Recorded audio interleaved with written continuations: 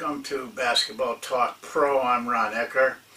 I'm coming to you, I think, depending on when you click on the email, I think I'm coming to you on Thanksgiving Day, and I want to wish you all a very, very wonderful day.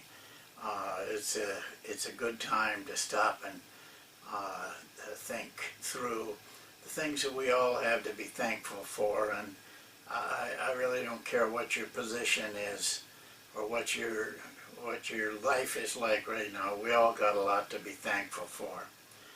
Well, this subject actually came to me some time ago, and I actually prepared this some time ago. I just could never find the right time.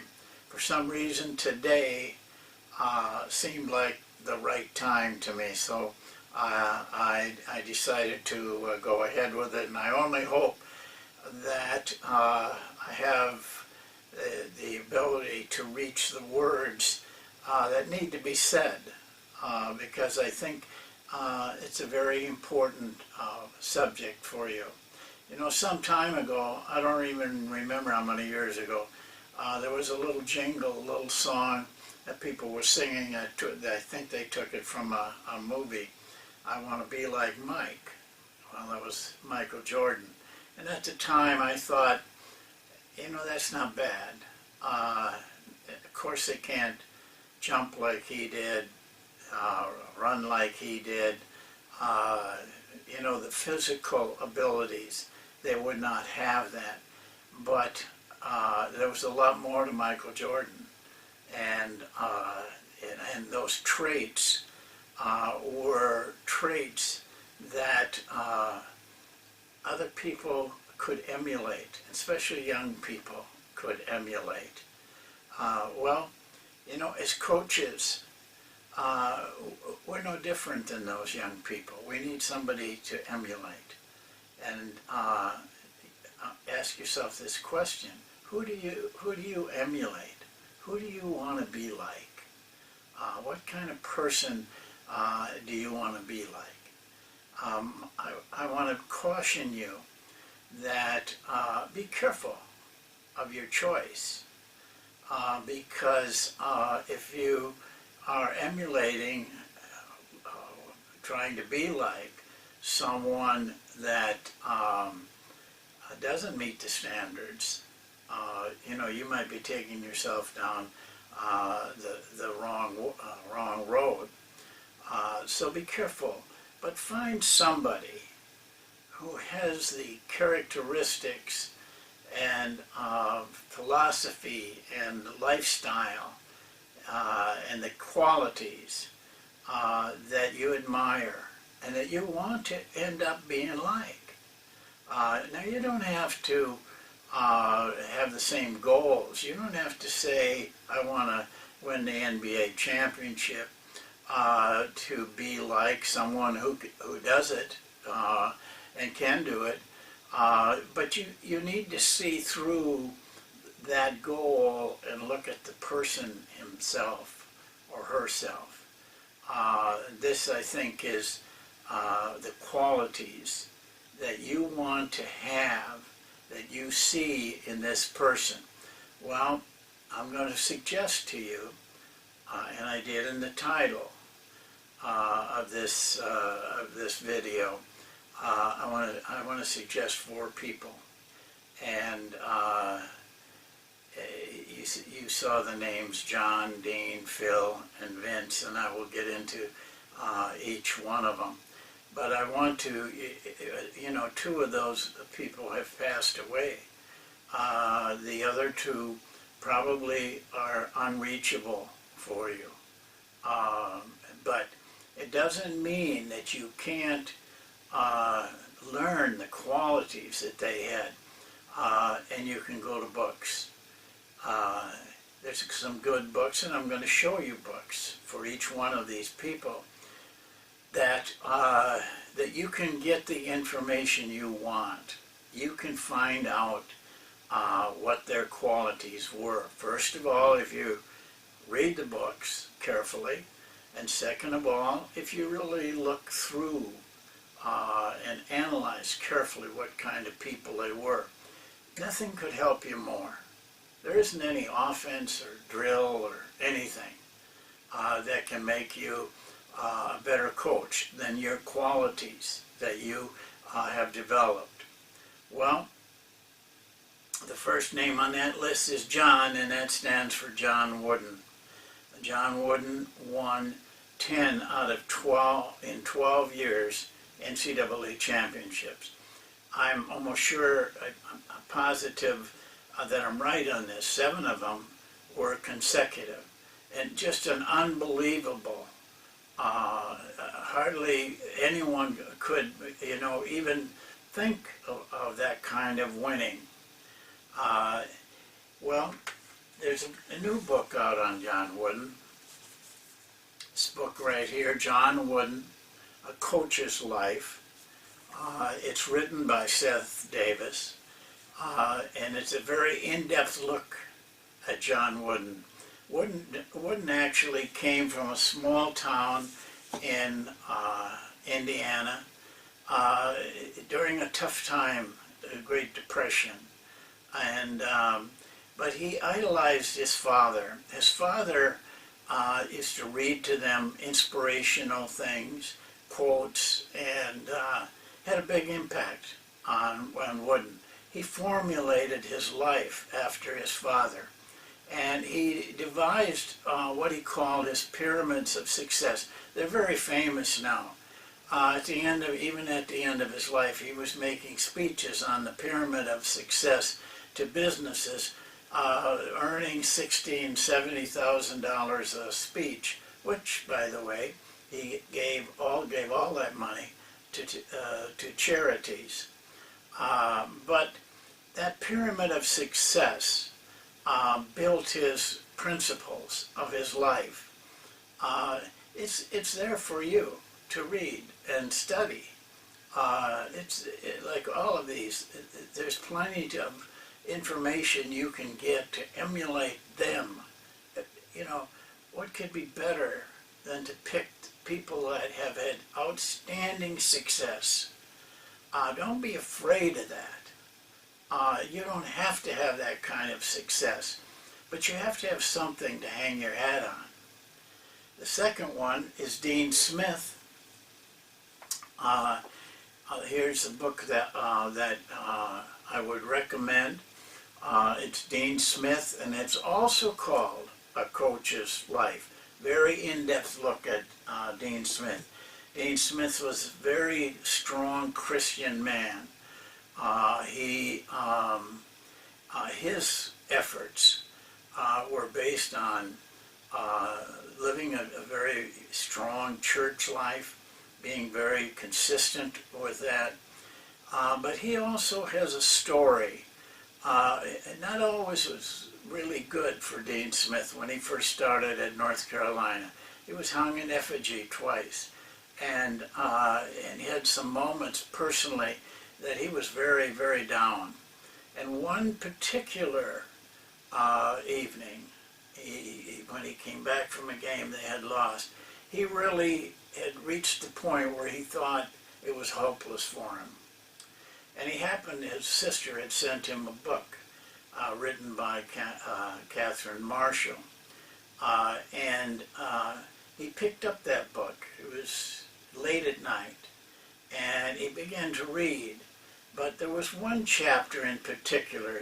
The chapter was called The Power of Helplessness. And in that chapter, it turned his life around. His attitude, his belief, his hopes, everything. And from that day on, Dean Smith had outstanding success. He's the winningest coach in the history of the NCAA. And his teams were remarkable. Dean Smith, by the way, did call all of his players going all the way back in his career on a regular basis. Just call them up and say hello, and always ask them, is there anything I can do for you? And trust me, Dean Smith was a powerful advocate of his players. relentless in finding them jobs and helping them in their life. All started in a book. Catherine Marshall's book in the chapter Power of Helplessness. Phil Jackson is the third person that we want to talk about. And I would recommend, Phil's written I think 7 or 8 books. This is the first one called Sacred Hoops. And I would recommend this book of all of his. I don't mean to say anything about the rest of his book, but this is a very powerful book. And it tells about his life and the things that changed him around. He was born in Montana, I think, or North Dakota, I'm not sure which, but both of his parents were ministers. So he grew up in a religious life. But he actually went in a different direction than his parents. He began to have an interest in Buddhism, especially Zen Buddhism.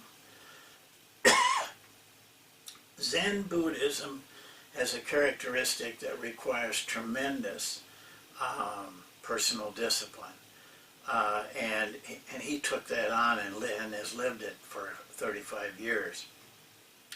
It's a meditation that calls on intense concentration, and he has followed that for all of his life.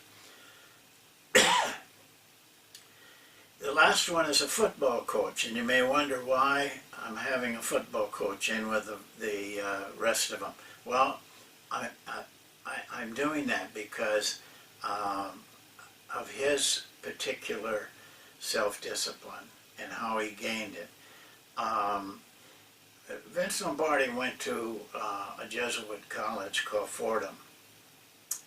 And in it, there were some tremendous teachers of theology, and one in particular helped Vince Lombardi. That man spoke the greatness of Saint Ignatius of Loyola. Well, Saint Ignatius of Loyola had put together a very rigid, difficult, challenging 3 weeks of reaching certain points that he had put out that they should reach.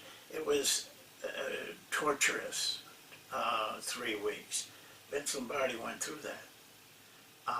And in doing so, built the principles that he lived his life on in his coaching life.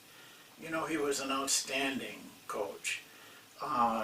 There's a good book on him called When Pride Still Mattered, because it goes through his life in great detail, shows the good and the bad. All the books I gave you shows the good and the bad.